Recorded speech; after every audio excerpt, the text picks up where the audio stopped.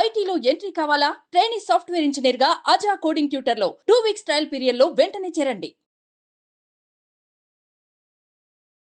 నా కొడుకే అమ్మా ఏమిటో దారి తప్పిపోయినట్టు 24 గంటలు తాగుతూనే ఉన్నాడండి డాక్టర్ గారు. అయ్యయ్యో పగలు లేదు, రాత్రి లేదు, ఆ గదిలోంచి బయటికి రాడు అసలు.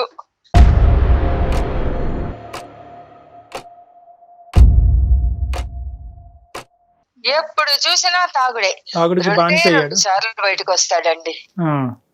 పొద్దున కూడా మందు తెచ్చుకోవడానికి ఒకసారి వస్తాడు. అమ్మా అది అయిపోయిన తర్వాత మళ్ళీ సాయంకాలం పూట వెళ్ళి ఇంకో బాటిల్ తెచ్చుకోవడానికి వస్తాడండి.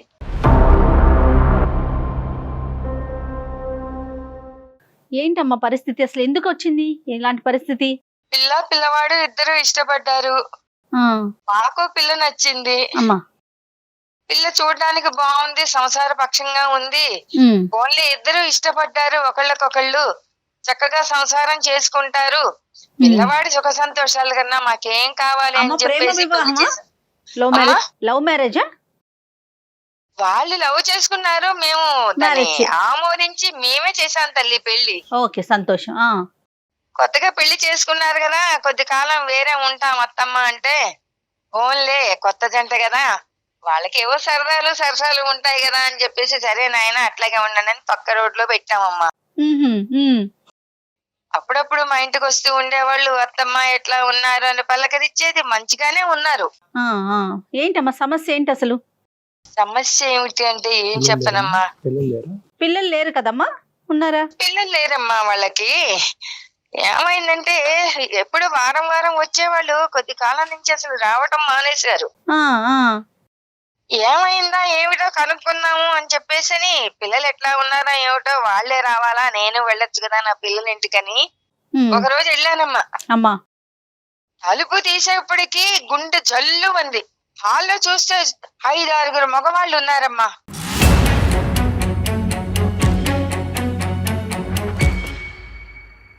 మధ్యలో బాటిల్స్, అందరూ కూర్చుని నవ్వుకుంటూ కబుర్లు చెప్పుకుంటూ మందు కొడుతున్నారమ్మా. ఎవరున్నారు? మీ బాబు ఉన్నాడు అక్కడ? మా బాబు లేడమ్మా, నా కోడలు. అయ్యో.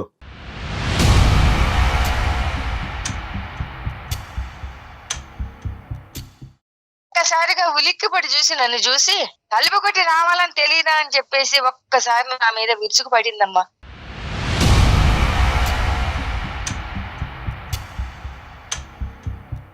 చుట్టూతా 5-6 మగవాళ్ళు ఉన్నారు, తాగుతున్నారు. అసలు ఆ వాతావరణం చూస్తే నాకు అవును కొడుకు సంసారం ఎట్లా ఉందంటే ఏ తల్లి మాత్రం తట్టుకోగలండి.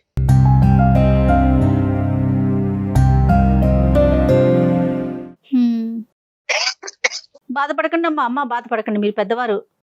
గుండె చెదిరిపోయిందండి.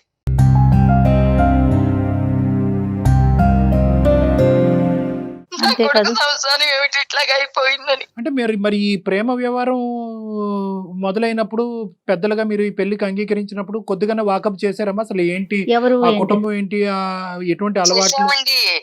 వాకప్ చేసినప్పుడు ఎవరైనా చెబుతారా అండి? అదే అది పాయింట్ లేండి. కానీ మనం ఒక పెళ్లి చేయాలి అంటారు కానివ్వండి, వాస్తవం ఎవరు చెప్పరు కదండి. చెప్పరు, కానీ ఏదన్నా మనకి అడిగే బాధ్యత అయితే మన మీద ఉంది కదా. ఎంక్వైరీ చేస్తే మంచి పిల్లేనండి, చాలా బుద్ధిమంతురాలు, సంసార పక్షంగా ఉంటుంది. చాలా బుద్ధిమంతురాలు. ఇప్పుడు మీ అబ్బాయి ఏమంటాడమ్మా? మా అబ్బాయి వచ్చేప్పటికి అసలు ఎక్కడలేని వగలు పోతుందిటండి. మా వాడు మొత్తుకున్నాడు. రాగానే గుమ్మంలోకి రాగానే ఎక్కడ లేని ప్రేమ వలకపోస్తుంది. అసలు మా వాడు మాట్లాడడానికి కూడా అవకాశం ఇవ్వకుండా లేనిపోని వగలపోతూ ప్రేమ వలకపోస్తూ అసలు అక్కడ ఉండకుండా గదిలోకి లాక్కుపోతుందిటండి. ఓకే, సో ఆవిడ చేసేది ఆవిడ చేస్తది, కానీ మీ అబ్బాయి నోరు ఎలా మోయించాలో కూడా బాగా తెలుసు ఆవిడకి. సో ఇష్యూ బయటకు పొక్కకుండా కుటుంబాన్ని కాపాడేటటువంటి ప్రయత్నం ఒక పద్ధతిలో చేస్తూ ఉంటది, ఇంకో పక్క నుంచి ఆవిడ సోషల్ బిహేవియర్ అనేది అలాగే ఉంది. అట్లాగే ఉందండి. రైట్. దీని గురించి మీ అబ్బాయి ఎలా ఖండించాడు? ఈ విషయం మీరు మీ అబ్బాయిని అడిగారా? మీ అబ్బాయి వచ్చి తన బాధ మీ దగ్గర వెలగక్కున్నాడా? అప్పటి వరకు ఈ అంశం మీ అబ్బాయి మీకు ఎందుకు చెప్పలేదు? నేనే అడిగాను ఫోన్ చేసి, ఏమిచ్చా ఇట్లా చూద్దాను పెడితే నీ పెళ్ళాం ఈ స్థితిలో ఉంది, నువ్వు నాకు ఒక్క మాట కూడా చెప్పలేదేమిటి, నేను ఇట్లా ఉన్నాను, ఇట్లా కష్టపడుతున్నాను అని అంటే, అమ్మ ఏం చెబుతానమ్మా, ఏం చెప్తా ఏం చెప్పను దాని మీద. ఒకళ్ళకొకళ్ళు సిగ్గు ఇష్టపడ్డాము, చెప్తా పెళ్లి చేసుకున్నాము, ఏదో సుఖంగా ఉందాము అనుకున్నాం. మధ్యలో దీనికి బుద్ధి ఎందుకు పుట్టిందో నాకే అర్థం మధ్యలోనే. కావట్లేదు. ఆ, సో వీళ్ళు ప్రేమించుకున్నప్పుడైతే మాత్రం ఈ అమ్మాయికి ఇటువంటి అలవాట్లు లేవనేది మీ అబ్బాయి ఖచ్చితంగా చెప్తున్నాడు. లేవు అని అన్నాడు, కానీ వాడికి మాత్రం ఏం తెలుస్తుందండి. తర్వాత వాళ్ళిద్దరి మధ్య ఏం జరిగింది అన్నది నాకు తెలియలేదండి. ఉమ్, ఒక రోజు పొద్దున్నే బావురమని ఏడ్చుకుంటూ వచ్చేసాడండి నా కొడుకు. ఓ, ఉమ్. ఏమైందిరా నాయన అని చెప్పేసండి. ఏం చెప్పనమ్మా, నా నెత్తిన పెద్ద బండ పడేసేసి పెట్టే బెడ చదువుకుని పుట్టింటికి వెళ్ళిపోయింది. నాకు నువ్వు అక్కర్లేదు, నీ కాపురం అక్కర్లేదు, నాకు విడాకులే కావాలి అని అంటున్నావు.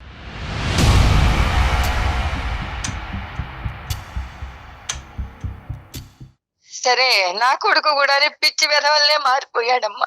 ఉమ్, ఉమ్. తాగుడు ఎక్కువైపోయింది, ఏం చెయ్యాలో తెలియలేదు. ఈ అబ్బాయి తాగుతున్నాడు ఇప్పుడు. ఆ, ఇప్పుడు మొదలు పెట్టాడు. అదే కదా 2 సార్లు బయటకు వస్తున్నాడట, అదే బాటిల్స్ కోసం మాత్రమే అని చెప్తున్నారు ఆవిడ. ఉమ్.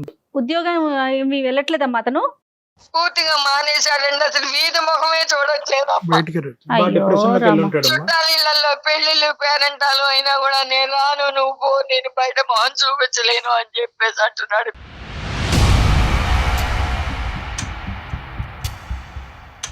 అంటే ఇప్పుడు తలెత్తుకోలేనటువంటి పరిస్థితి కదా మేడం. ఒకటి ప్రేమించినటువంటి అమ్మాయి ఇలా చేసింది అనేది, ఆ, రెండోది ఏంటంటే మోసపోయాను అంటే ఈ మాత్రం అంశం ముందు ఆ అబ్బాయికి తెలియకుండా గుడ్డిగా పెళ్లిలోకి దిగటం అనేటువంటి రెండోది. ఆ. మూడోది సమాజానికి ఏమని చెప్పుకోవాలి, నాలుగోది ఇంకేమన్నా ఉందేమో మనకు తెలియదు. ఏమని చెప్పి వెళ్ళిపోయిందంట అమ్మా అమ్మాయి ఇంట్లోంచి.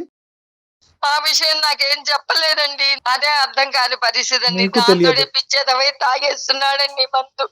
తిండి కూడా తింటలేదు, గదిలోంచి బయటికి రావట్లేదు.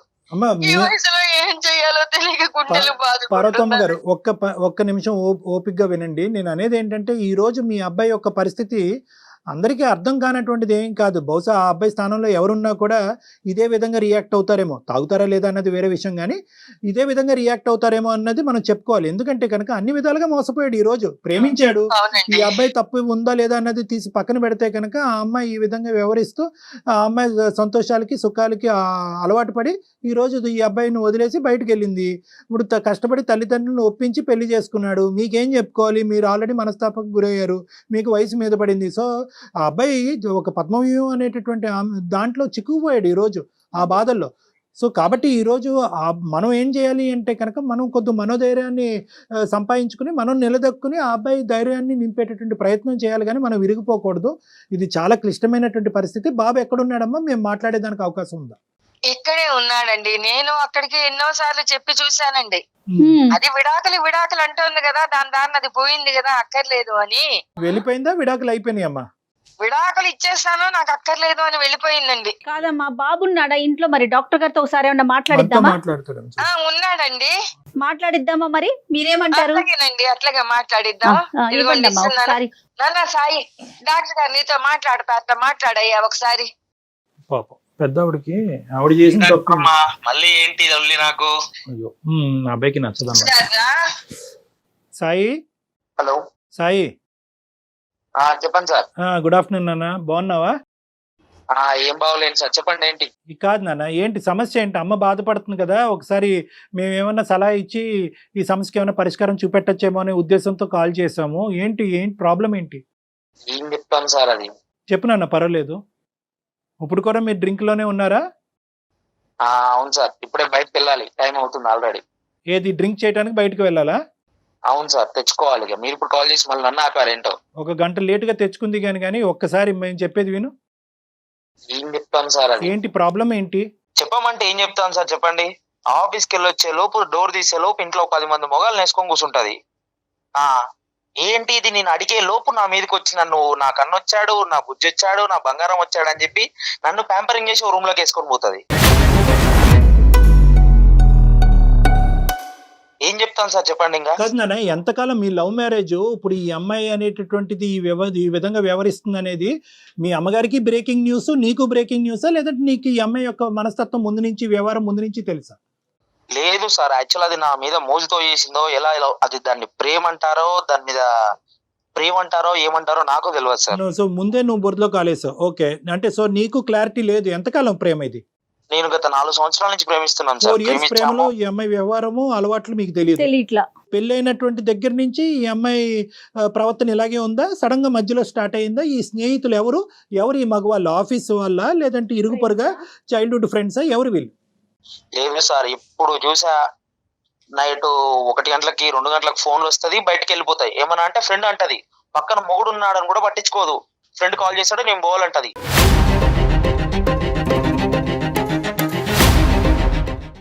మేము ఉండేది మోతీ నగర్ నుంచి అది ఉండే మాదాపూర్ వరకు వెళ్తుందండి. ఏమనంటే నైట్ మధ్యరాత్రి 1 గంటలకు లేస్తుంది, నా ఫ్రెండ్ కాల్ చేస్తాడు, నేను పోతున్నా అని చెప్పేసి పోతుంది.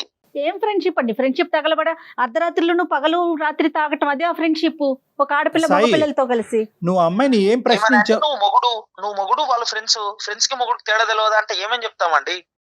ఓకే, ఫ్రెండ్స్ కి మొగుడికి తేడా తెలుసుకోవాలి. Okay, good. తర్వాత అయినా అదేం ఫ్రెండ్షిప్ అండి? మొగుడిని పక్కన నైట్ పడుకున్నాక కూడా ఫోన్ వస్తే మధ్యరాత్రి మొగుడిని వదిలిపెట్టిపోయే ఫ్రెండ్షిప్ ఏం ఫ్రెండ్షిప్ అండి? Right, okay. ఇంకా వంట వార్పు ఇవన్నీ ఏం వంట ఏం వార్పు అండి? స్విగ్గీలు జొమాటోలు ఏమన్నా వచ్చాయి, ఇక వంటనా ఏమన్నా? అది కూడా ఇదే. ఓకే, బాక్స్ పెట్టవే అంటే నేను ఆర్డర్ పెడతా, నువ్వు పో అంటది. రైట్, అది కూడా టేక్ అవే. అన్ని టేక్ అవే మీ ఇంట్లో. ఇలా ప్రయాణం ఎన్ని రోజుల నుంచి సాగుతోంది మీ ఇద్దరి మధ్య అండి? 2-3 సంవత్సరాల నుంచి అవుతుందండి. మీకు చేతులెత్తి దండమండి సాయి గారు. కాదు, అదే ఇప్పుడు అందరికి, ఇప్పుడు నాకు కాదు, చిన్నపిల్లలు ఎవరన్నా చూసినా కూడా ఈ ప్రోగ్రామ్ క్లియర్ కట్ గా అడిగేటటువంటి ఒక ప్రశ్న. 4 ఇయర్స్ పాటు ఈవిడ రహస్యాలు, ఈవిడ స్టోరీ 0.5% కూడా నీకు తెలియనటువంటి నువ్వు 2 ఇయర్స్ లో 100% సినిమా చూపెడుతున్నావు ఏంటి? అంటే ఇది నీ అమాయకత్వమా, ఆ అమ్మాయి దాపరికమా? నేను అడిగానండి, నీకు ఇలా ఎంతమంది ఫ్రెండ్స్ ఉన్నారంటే, అంటే ఏంటి ఫ్రెండ్స్ ఉన్నారా నాకు అని చెప్పేసి మాట్లాడింది. కాదు, పెళ్లికి ముందు వ్యవహారం ఏంటి? పెళ్లికి ముందు ఏముందండి, తిరిగాము, హోటల్కి వెళ్ళాము, చేసేది చేస్తేనే కదా ప్రేమ అంటారు. అది కాదు, అప్పుడు కూడా ఈ ఫ్రెండ్స్ ఉండేవారా? అప్పుడు ఆ ఫ్రెండ్స్ ని సమర్థించావా? నీకు తెలుసా తెలియదా? అసలు తెలుసా మీకు? లేదు సార్, తెలియలేదు. బట్ ఫ్రెండ్స్ ఉంటారని తెలుసు. బట్ ఇలాంటి రకమైతే ఫ్రెండ్స్ ఉంటారని నాకు తెలియదు కదా. సరే సరే, ఫ్రెండ్స్ ఉన్నారని అయితే ఒక ఐడియా ఉంది తప్ప ఇట్లా తెలియదు. వాళ్ళ అందరి మధ్య జరిగే ప్రోగ్రామ్ నీకు తెలియలే? లేదు, తెలియదండి. ఇదంతా ఒక ఎత్తు. వెళ్ళిపోవటానికి కారణం ఏంటి? ఆ అమ్మాయే అన్ని చేసింది, ఆ అమ్మాయే తాగింది, ఫ్రెండ్స్ ని ఇంటికి పిలిపించుకుంది, పగలనక రాత్రనక తాగింది. మధ్యలో నువ్వేం తప్పు చేసావని చెప్పి నువ్వేమన్నా అది వ్యతిరేకించావా? గొడవ పడ్డారా? అడ్డుపడ్డావా? దానివల్ల అమ్మాయి వెళ్ళిపోయిందా? లేదండి, నేను ఇలా ఆఫీస్ నుంచి వచ్చాను. రైట్, వచ్చినాక నేను ప్రెగ్నెంట్ అని చెప్పింది. ప్రెగ్నెంటా? ప్రెగ్నెంట్ అని చెప్పింది. సంతోషం. ఓకే, నాకు అనుమానం వచ్చి నేను ఒక క్వశ్చన్ అడిగాను, ఆ ప్రెగ్నెంట్ నా కారణంగా వచ్చిందేనా లేకపోతే ఇంకేదన్నా నేను అడిగాను. అదేం పిచ్చి ప్రశ్న నువ్వు? అదేం పిచ్చి ప్రశ్న అంటే 10 మందితో కలిసి తిరిగాక అది నాదా నాకు డౌట్ వస్తుంది కదా సార్.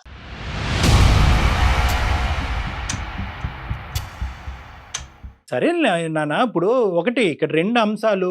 తాగింది, లేదంటే ఇంకో పనులు ఏమైనా చేసింది, మగవాళ్ళని పిలిపించుకుని ఇంట్లో కూర్చోపెట్టుకుంది.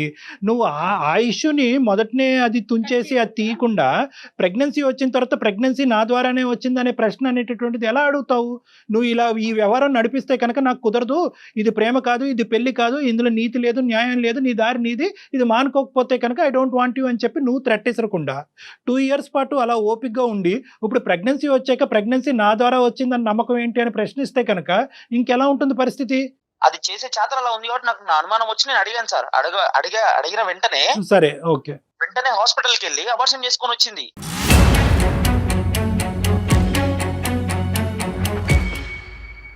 అబార్షన్ చేసుకొని వచ్చి ఇక నాకు నువ్వు అవసరం లేదు, నేను వెళ్ళిపోతాను, మా పుట్టింటికి వెళ్ళిపోతాను అని చెప్పేసి పోయింది.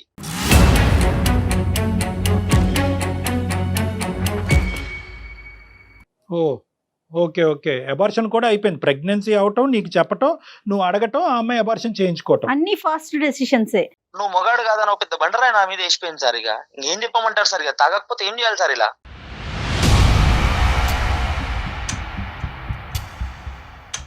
Right, okay. అబార్షన్ అయితే చేయించుకుంది, నువ్వైతే మగాడు కాదు అనేటటువంటి అబాండం నీ నెత్తి మీద వేసింది. తర్వాత ఏమైందన్న? వెళ్ళిపోయింది సార్, అంతే. ఇంకా వెళ్ళిపోయి ఎంతకాలం అయింది? వెళ్ళిపోయి ఒక 2 నెలలు అవుతుందండి. 2 మంత్స్ అయ్యింది. ఎప్పుడు మీ పేరెంట్స్ కి ఎప్పుడు చెప్పావు ఇదంతా కూడా, ఈ గొడవ అంతా అవుతుంది, ఈ అమ్మాయి నీ మీద ఇటువంటి అబాండం వేసింది? తాగేటటువంటి అంశం పార్వతమ్మ గారికి తెలుసు అంటే ఆవిడ తలుపు కొట్టి వచ్చేటప్పటికి ఆవిడకి దెమ్మ తిరిగే సీన్ కనిపించింది. నువ్వు అసలు నువ్వు మగాడు కాదనేటటువంటి అబాండం నీ మీద వేసింది అనేది ఆ సబ్జెక్ట్ ఎప్పుడు చెప్పావు మీ అమ్మగారికి?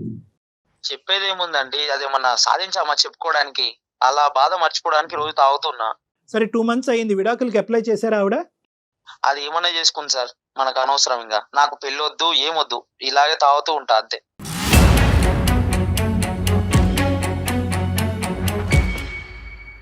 ఇప్పుడు ఆ అమ్మాయి వెళ్ళిపోయింది, ఆ అమ్మాయి సంతోషాలు సుఖాలు ఏమీ వదలలేదు.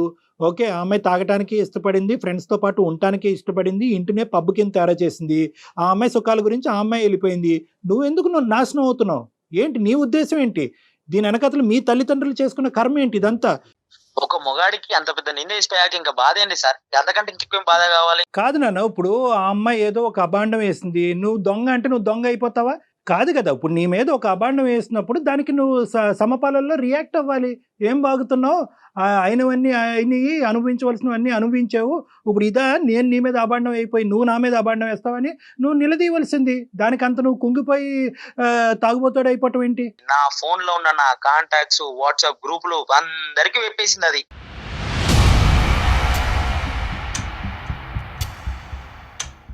అందరికి మెసేజ్ పంపించిందా? అందరికి మెసేజ్ పంపించింది. ఇంటి పక్కన, ఇంటి ఎదురుగా అందరికి, బజార్లో అందరికి పేసిపోయింది. నా మొగుడు కాదు, పోతున్నాను. సార్ ఆవిడకి పెద్దవాడికి తెలియదు పాపం. అయ్యయ్యో. పార్వతమ్మ గారు మీకు తెలీదా?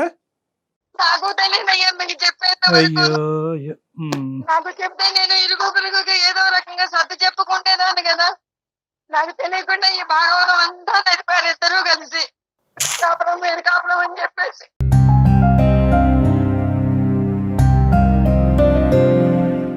ఈ విషయం నాకు ముందు చెబితే నా చుట్టాల వాళ్ళందరికీ నేను చెప్పుకుంటేదాన్ని కదా.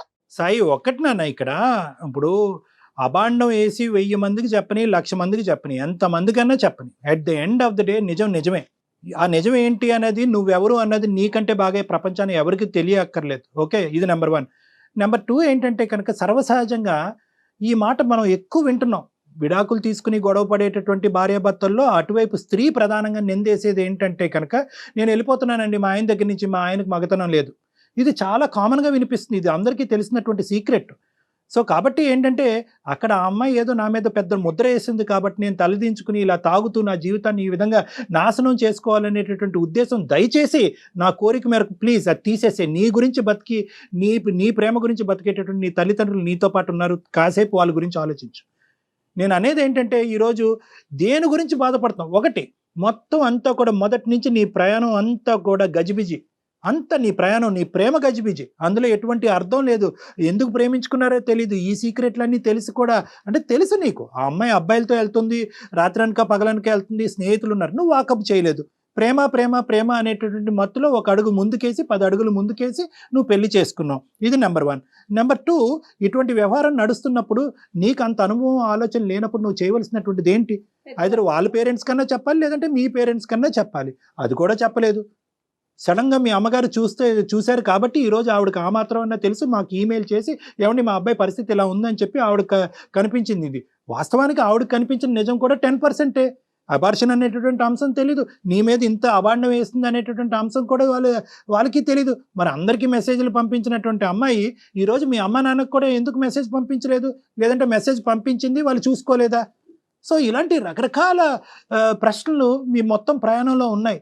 అభాండం వేయకుండా ఇక్కడి నుంచి బయటకు వెళ్ళలేదు. ఎందుకంటే మీరు తిరిగి ఆ అమ్మాయి మీద ఇలా తాగి ఈ విధంగా అలవాట్లకు బానిసైనటువంటి వ్యక్తి ఈ విధంగా బయటకు వెళ్ళిపోయింది, ప్రెగ్నెన్సీ వచ్చి అబార్షన్ చేసుకుంది అనేటటువంటి అభాండం ఆ అమ్మాయి మీద పడుతుంది. కాబట్టి ముందొచ్చి ఆ అమ్మాయి ఏం చేసిందంటే నీ మీద అభాండం వేసి బయటకు వెళ్ళింది.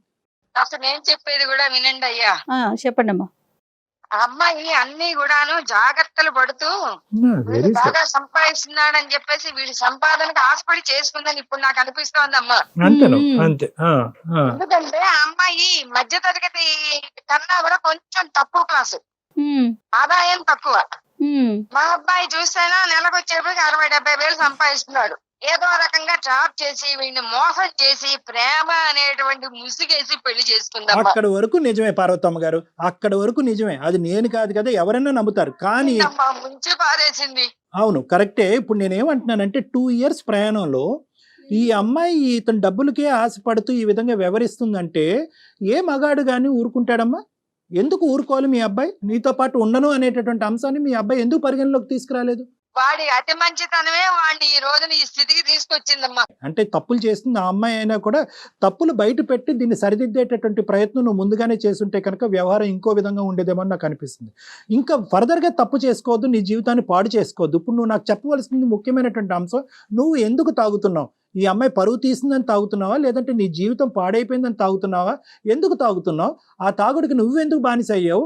ఆ అమ్మాయి తాగుతూనే ఆ విధంగా ఒళ్ళు జలధరింపు వచ్చేటటువంటి విధంగా ఉండే నువ్వు ఈ రోజు నువ్వెందుకు ఆ తాగుడికి బానిస అయ్యావు?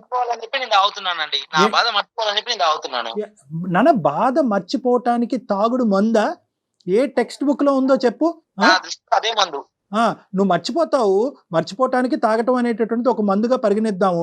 నీ లివరు కిడ్నీ పాడై రేపొద్దున చచ్చిపోతే హాస్పిటల్ పాలైతే అక్కర్లేదా?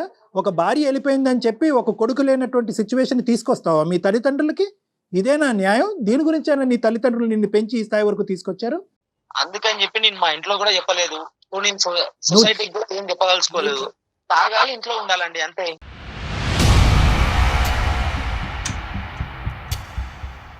ఇప్పుడు ఆ అమ్మాయి వెళ్ళిపోయింది. తాగుడు నీకు అతికించి వెళ్ళిపోయింది, నీకు అంటించి వెళ్ళిపోయింది, ఆ ఇన్ఫెక్షన్ నీకు అంటించి వెళ్ళిపోయింది. ఆవిడ తాగుతుందని చెప్పి మీ అమ్మ ఇప్పుడుకొచ్చి జీర్ణించుకోలేకపోయి ఇది బాధపడుతుంది. ఇప్పుడు నువ్వు తాగుపోతాడు అవుతావా? నీ లివర్ కిడ్నీలు పాడు చేసుకుంటావా? మర్చిపోవాలి అని అంటున్నావు. ఏం మర్చిపోవటానికి తాగుతున్నావు? ఏ టెక్స్ట్ బుక్ లో ఉంది తాగితే మర్చిపోతారని చెప్పి? ఎవరు చెప్పారు? ఇది సినిమా, ఇది జీవితం. ఇంకేం చేయాలి? నా మీద అంత పెద్ద అబాండాలు వేసిపోయాక దాంతో ఆ బాధ మర్చిపోవడానికి తాగుడు తప్ప నాకు ఇంకో దారి లేదు కదా. ఏ అబాండం అయ్యా? గాడిద గుడ్డ అబాండం ఏంటి? ప్రపంచంలో సార్ ఒక మొగోడిని పట్టుకొని నువ్వు మొగోడు కాదని చెప్పాక అంతకంత పెద్ద అవమానం. ఇప్పుడు నానా ఒకటి, ఆ అమ్మాయి 4,000 మంది పంపిస్తే నువ్వు 10,000 పంపించచ్చు. అది కాదు ఇక్కడ లెక్క. ప్రపంచానికి కూడా తెలిసి ఇక్కడ లెక్క ఏంటి అనేది ప్రపంచం ఎవరు విశ్లేషణ వాళ్ళు చేసుకుంటారు. అదేమో సగం మంది చెప్పింది, మా అమ్మ ఏమో మీకు ఫోన్ చేసి నా జీవితం మొత్తం బజార్ లేసారు మీరు అందరు కలిసి. ఇప్పుడు నేను ఎలా ముఖం తిప్పుకోవాలి సార్ బయట? నాన్న, మేము బజారీల్లో వేయట్లేదు, మేము నీకు సర్ది చెప్పేటటువంటి ప్రయత్నం చేస్తున్నాము. బహుశా ఈ 4,000, 10,000, 20,000 మంది ఎవరికైతే కనుక ఆ మహాతల్లి పంపించిందో వాళ్ళందరూ కూడా ఈ ప్రోగ్రామ్ చూస్తే కనుక సాయి మగాడు అనేటటువంటిది అర్థమవుతుంది. మేము నీకు సహాయపడుతున్నావా?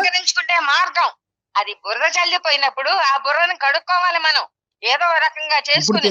ఇప్పుడు తెలిసిందిగా సమాజాన్ని అందరికీ చెబుతారని చెప్పేసి నేను ఆయనకు మెసేజ్ పెట్టాను. ఈరోజు నేనేదో నేను అల్లరి పెట్టానంటావేమిటి?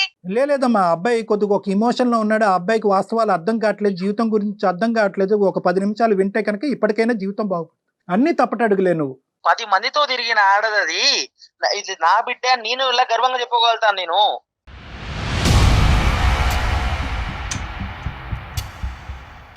సరేనన్నా, ఇప్పుడు ఆ అమ్మాయి నీ కళ్ళెదురుగుంటానే లేదు, ఆ అమ్మాయి ఎక్కడికో పోయింది. ఇప్పుడు నువ్వు తాగి నీ జీవితాన్ని పాడు చేసుకోవటం వెనకతలు ఉన్న అర్థం ఏంటి?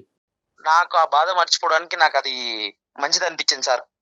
అందుకని ఉద్యోగం మానేసి పగలు రాత్రి అని తేడా లేకుండా తాగితే సమస్యకి పరిష్కారం దొరుకుతుందా? ఆఫీస్కి ఎలా వెళ్తాము, బయటికి ఎలా తిరుగుతాం చెప్పండి? నువ్వు తాగి పిచ్చోడు అయిపోవటం అనేటటువంటిది ఆ అమ్మాయి ఎగిరి గంతేసి పండగ చేసుకుంటుంది. ఇప్పటికైనా కూడా నీ లోపల ఉండేటటువంటి పరిస్థితిని తిరిగి రాయటానికి ట్రై చేయి. తాగి నీ జీవితాన్ని నాశనం చేసుకోవటం కాదు. నువ్వు లేకపోయినా కూడా నేను బతకగలను, నువ్వు నన్ను మోసం చేసి వెళ్ళిపోయినా కూడా నేను ఒక మగాడిగా నేను ప్రూవ్ చేసుకోగలను అనేటటువంటి విధంగా నువ్వు ప్రూవ్ చేసుకో. అంటే ఇప్పుడు మీరు ఇంకో పెళ్లి చేసుకోమంటున్నారా సార్? నన్ను పెళ్లి చేసుకోమనట్లేదు, ఫస్ట్ ఈ అలవాట్ల నుంచి బయటపడమంటున్నాను, ఈ ఆలోచన నుంచి బయటపడమంటున్నాను. ఆయన అడుగుతామేమిచ్చా? ముందు సమస్య పరిష్కారం గాని. ఆ అమ్మాయి వెళ్ళిపోయింది. ఇప్పుడు నీ జీవితాన్ని ఇప్పటికైనా కరెక్ట్ మార్గంలో బ్రతకడానికి ప్రయత్నించు. ఎందుకంటే నువ్వు ఇలా తాగితే కనుక, ఇలా తాగి ఈ విధంగా నీ జీవితాన్ని నాశనం చేసుకుంటే కనుక, ఎవరైతే ఈ 4 మనుషులు ఉన్నారో నీ చుట్టుపక్కల, ఎవరికైతే ఈ అమ్మాయి ప్రచారం చేస్తుందో వాళ్ళందరూ ఏమనుకుంటారు? ఓ కరెక్టే, ఈ అబ్బాయి తప్పుడుగానే ఉండేవాడేమో, ఈ అబ్బాయికి నిజంగా ఆ కెపాసిటీ లేదేమో, అందు గురించి ఆ బాధను దిగమించుకోవటానికి భార్య వెళ్ళిపోయిందనే బాధతో ఇప్పుడు తాగుబోతా అయ్యాడేమో అని చెప్పి నీకు తెలియకుండానే నీ అబద్ధాన్ని నిజం చేస్తున్నావు. సాయి, వింటున్నావు కదా? ఇప్పుడు ఏం చేయాలి సార్ చెప్పండి. ఫస్ట్ డ్రింక్ కి గుడ్ బై చేయి. నువ్వు తాగేటటువంటి అలవాటుకి గుడ్ బై చెప్పు. అది నీ జీవితానికి సమాధానం చెప్తాదనో, లేదంటే నీ బాధల్ని మర్చిపోయేటటువంటి విధంగా చేస్తుంది అనేటువంటి నమ్మకాన్ని నుంచి బయటికి రా. అది నీ జీవితాన్ని ధ్వంసం చేస్తుంది. చాలా థ్యాంక్స్ డాక్టర్ గారు, మా వాడికి ఈ రకంగా మంచిగా కాదు చెప్తున్నారు. సరిపోదమ్మా, కొంతవరకు అర్థమైందని నేను అనుకుంటున్నాను. ఇమీడియట్ గా తక్షణమే ఈ అబ్బాయిని నా దగ్గర తీసుకురండి. కొన్ని కౌన్సిలింగ్ సెషన్స్ అనేటటువంటి ఇప్పించేటటువంటి ప్రయత్నం చేస్తే ఆ అబ్బాయి ఆలోచన తప్పు అనేటటువంటిది ఆ అబ్బాయికి అర్థం అవుతుంది, మళ్ళీ కొత్త జీవితాన్ని ప్రారంభిస్తాడు. అట్లాగే సార్, మీరు చెప్పినట్టే చేస్తా ఉంది డాక్టర్ గారు. ఓకేనా సాయి? చెప్పండి. ఇంకా చెప్పేది ఏం లేదు, చెప్పాను. మిగతాదంతా కూడా ఏమన్నా ఉంటే కనుక మనం కౌన్సిలింగ్ లో మాట్లాడదారా? సరేలేండి sir. Okay okay right. Okay Parvatamma గారు, వెళ్ళిపోవాలి. ఇంకా మన మాట కూడా వినే పరిస్థితుల్లో ఇంత విని కూడా నాకు టైం అవుతుందని చెప్తున్నాడు అతను. రైట్. పార్వతమ్మ గారు, అమ్మా మీకు ఏమాత్రం అవకాశం ఉన్న బాబుని తీసుకుని ఒక్కసారి డాక్టర్ గారిని కలవండి అమ్మా. అలాగేనమ్మా. రైట్. థ్యాంక్స్ అమ్మా. Thank you. మిమ్మల్ని నమస్తే. కలిసినందుకు. నమస్తే. ఓకే అమ్మా. ఓకే రైట్ కళ్యాణి గారు, రైట్ నమస్తే. జయ గారు.